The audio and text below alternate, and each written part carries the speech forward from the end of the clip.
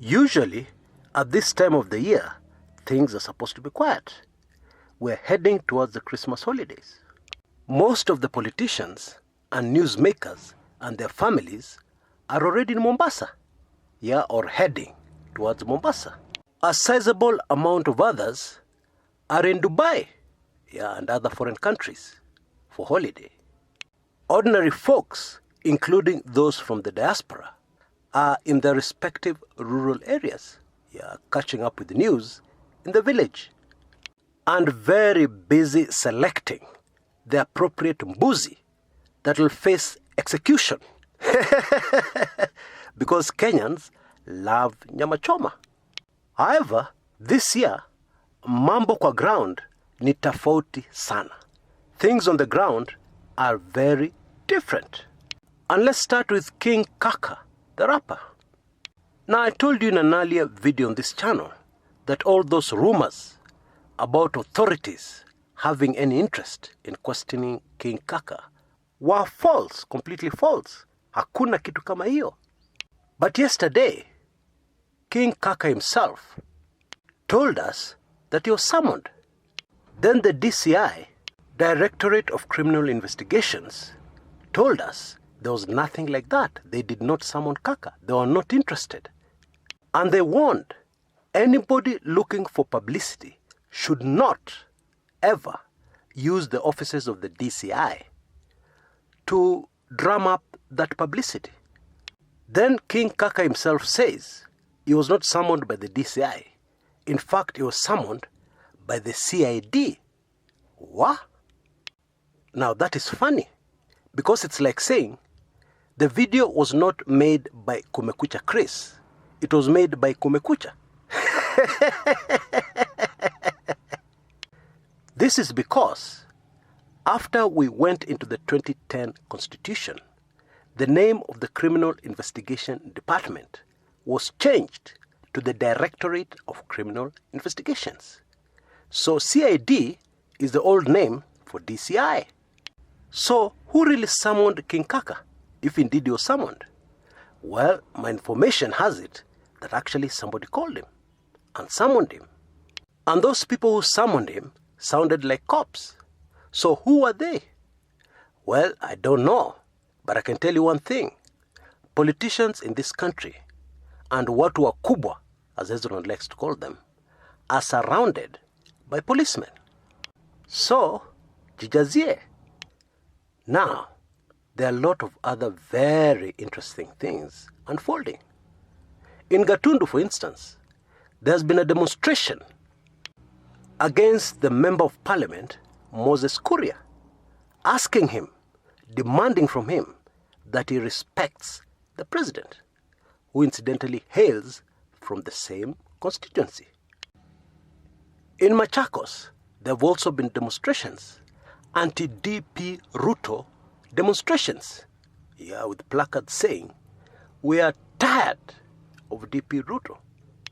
Now, why these two demonstrations should really interest you, the way they've interested me, is because I believe that this is a move by Team Keleweke, in their long-term plan to deal with Team Tangatanga once and for all. In my view, it is very dangerous, and not a wise thing, to do any kind of politicking or play any kind of political games in the president's staff, his own village, his gishagi. It is the same as entering a man's bedroom. You just don't do that. In the rough and tumble of politics, there are some things that you just don't do because they're not wise things to do. The president of Kenya is a very, very powerful man. And even if you want to fight him, there are things you just don't do. And I believe Moses Kuria and company are about to find out exactly what I mean. Because I also believe that these demonstrations by members of the public against Moses Kuria in Gatundu are just the beginning of something else. Now, the Machakos demonstrations are even more interesting. And of course, the people demonstrating are of course Mutua supporters. And it seems to suggest, this latest drama, that actually the report by Governor Alfred Mutua to the Kilimani police station, as suggested by a commentator on this channel, were actually designed to begin a backlash in Ukambani against the deputy president, which in turn suggests that the inroads made by the deputy president into Ukambani were beginning to worry Team Kieleweke. You know, there are these two individuals called Kalonzo Musyoka, former vice president, and Johnston Muthama, former senator. You may not agree with the politics of these individuals, and personally I don't, if you ask me. However, you cannot ignore the fact that in the run-up to the 2017 elections, these two gentlemen managed to build a very huge, sizable block of votes against Alfred Mutua, despite the great developments he has brought to Ukambani. And indeed he had brought to Ukambani by the time the 2017 elections arrived. And we know, at least I know, that the foot soldiers of these two gentlemen have been very busy on the ground in Ukambani, building up support for DP Ruto. And so, politically speaking, it would seem that Alfred Mutua's latest move and the demonstrations in Machakos today are just reactions, or counter reactions, designed to undermine, to halt, the infringement into Ukambani by the deputy president and his team. Bottom line, things are getting even more interesting. And what is more, as predicted on this channel, the gloves are off. And now it is a bare knuckle fight, politically, to the end. What that means is that 2020 will be even more interesting and even more dramatic politically. And I can go even further and be bold and predict the shortage of a certain item, very huge shortage of a certain item in 2020.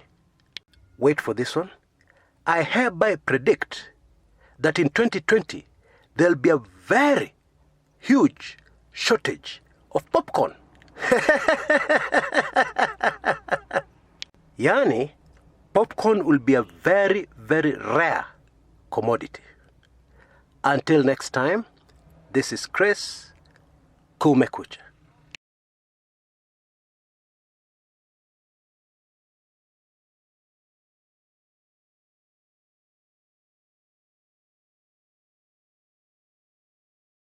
Everything is gloomy in Kenya at the moment, especially the economy. And in many parts of the world, it is the same. So why should any sane person talk about making money in an economy where there's no money? Only a nutcase would do that, right? Actually, wrong. Because history has repeatedly shown us that the best time to make some serious money is when the economy is suffering. And the more the economy is suffering, the better your chances of making some serious money. To date, the American Great Depression of the 1930s still holds the record of producing the highest number of self-made millionaires ever in the history of the United States. People like this guy who produced the game of Monopoly, which somehow made people feel great, because it involved handling dollar bills, which in real life in those days, they were not able to handle much. Okay, I understand you. Facts are great. But what does one do faced with the harsh realities of no money? Glad you asked. Because I've just completed producing an amazing documentary, a 3-part documentary, titled How to Prosper in a Gloomy Economy. People on this channel are always talking about how my videos have changed their lives. But folks, this is the real deal. And what is more, there are no theories here, only very practical staff. Let me just give you one example of what I mean. If you've ever lived in a foreign country, you know how difficult it is for a foreigner to start a business, even a small business. Well, I was once stuck in a foreign country with no money, and I successfully started a business. And what's more, and I believe very important, without breaking any of the laws of that country. It can be done. Yeah, and people often make the big mistake of assuming that the most important component in a successful business is money. It isn't. It is simply a well thought out ideal idea coupled with a brilliant way of finding customers quickly and cheaply. That's it. My amazing documentary will hold your hand and help you find the ideal idea for where you are right now, even if it's your own country, going through perhaps the most difficult economic times in its history. I want you to change your mindset right now and decide that every time you see the word problem, every time you see a news item with a problem, a serious problem people are facing, replace that word problem with the word opportunity. In my documentary, I not only tell you precisely how to do this, I give you practical, real life examples of how it was done before, or how it has been done before by many, some of whom I helped and some of whom have never met me. So, take action right away. It is okay to celebrate Christmas, but just make sure that you hit the year 2020 running. Because I know, you know, and I don't need to tell you, that those who will reach 2020 still waiting for something to happen and not doing anything about it are going to have a very difficult 2020. The full documentary costs only $54 or 5,400 shillings. But if you want to order only one part of the documentary at a time, which you can, it will cost you only $19 per part. And I've already told you it's in 3 parts. And there's more. Yeah, if you order all 3 parts together, I will throw in the amazing ebooks, 101 brilliant business ideas that will thrive in Kenya or anywhere else in the world, and also how to get plenty of customers right away. I will send you those 2 ebooks completely for free.